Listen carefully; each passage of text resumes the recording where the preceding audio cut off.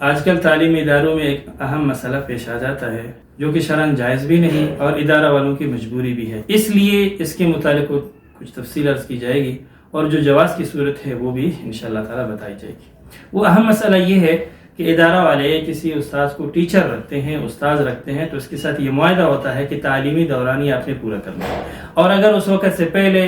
ادارہ چھوڑ کے چلا گیا یا پیشگی اطلاع دیے بغیر چھوڑ کے چلا گیا، یعنی کوئی شرط اس پر رکھ دیتے ہیں، شرائط کی خلاف ورزی کی صورت میں اس کی تنخواہ کاٹ دی جاتی ہے۔ اس کی پھر بہت ساری صورت ہے۔ بعض تو یہ ہے کہ شروع میں 1 مہینے کی تنخواہ روک دیتے ہیں، دوسرے مہینے سے شروع کرتے ہیں، اور بعض یہ ہے کہ ہر ماہ کچھ حصہ تنخواہ کا روک دیتے ہیں، اور پھر اگر ٹیچر نے یہ دورانیہ مکمل کیا تو یہ کاٹی ہوئی روکی ہوئی تنخواہ سارا ملا کر یکمشت اسے دے دیتے ہیں آخر میں۔ اگر کوئی شرائط کی خلاف ورزی کی اور دورانیہ پورا نہیں کیا، پیشگی اطلاع دیے بغیر چلا گیا، تو یہ جو روکی ہوئی تنخواہ ہے اور کاٹی ہوئی حصہ ہے تنخواہ کی وہ اسے نہیں دی جاتی، جبکہ شرعاً اس طرح کرنا جائز نہیں، کیونکہ استاد اور ادارے کا تعلق آپس میں اجیر خاص کا ہے، اور اجیر خاص یہ ہے کہ استاد حاضر ہو گیا ادارہ میں اور اس نے خدمت کی، پڑھائی کی، تو ایسی صورت میں وہ تنخواہ کا حقدار ہے، اس کی تنخواہ روکنا جائز نہیں۔ 2 مہینہ اس نے پڑھائی، 3 مہینے اس نے پڑھائی، اور جو تنخواہ اس کی طے ہوئی ہے اسے دینا لازمی ہے، روکنا جائز نہیں۔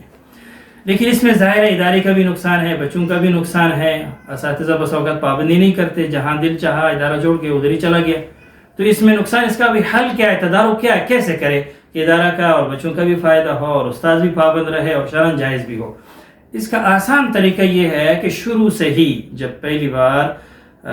یہ معاہدہ ہوتا ہے، یاقت طے ہوتی ہے، تو اسی وقت شرائط اس طرح طے کرے، استاد سے کہا جائے مثلا تعلیمی دورانیہ 9 مہینہ ہے یا 10 مہینہ ہے، فرض کرے، ہر ادارے کا اپنا ایک اصول ہے، فرض کرے دورانیہ 10 ماہ ہے،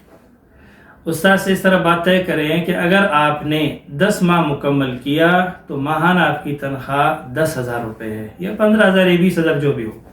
اور اگر آپ نے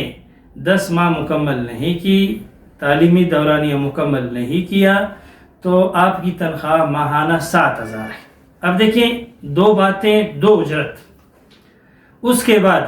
ماہانہ تنخواہ استاذ کو وہی دی جائے جو کم ہے، 10,000 مثلا طے ہوئی ہے، 7,000، اب ہر ماہ اسے 7,000 دی جائے۔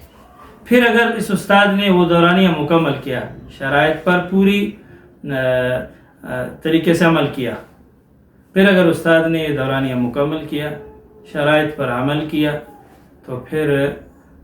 اس کی جو بچی ہوئی رقم ہے ہر ماہ اس سے جو 3,000 کٹوتی ہوئی ہے، مثلا 10,000 طے ہوئی اور 7,000 اسے دے دی گئی، تو 3,000 ماہانہ کے حساب سے ادارے کے ذمہ ہے، تو آخر میں پھر یہ ساری رقم استاد کو دے دے۔ اور اگر شرائط کی خلاف ورزی ہوئی، پیشگی اطلاع دیے بغیر استاد چلا گیا یا اس دورانی کو مکمل نہیں کیا، بیچ میں چھوڑ کے چلا گیا، تو ایسی صورت میں پھر جتنی تنخواہ اسے ملی تھی 7,000 والی، تو بس ادارے کے ذمہ بھی کچھ نہیں، استاد کو مزید کچھ نہیں دینا پڑتا ہے، اور استاد بھی اس نقصان کو برداشت کر کے جائے گا۔ ظاہر ہے کہ ہر ماہ اس کی 3,000 کٹوتی ہوئی ہے، کوئی 3,000 4,000 جتنا بھی کر لے، تو اس نقصان کو وہی برداشت کر کے کہیں اور جا رہا ہے، تو اس طرح شروع سے ہی یہ باتیں طے کرے تو پھر درست ہے، اور یہ ساری تفصیل ہمارے فقہ کی مختلف کتابوں میں ہے، مثلا مقصود سرخسی اور اسی طرح الہدایہ کتاب الاجارہ میں یہ تفصیل لکھی ہوئی ہے۔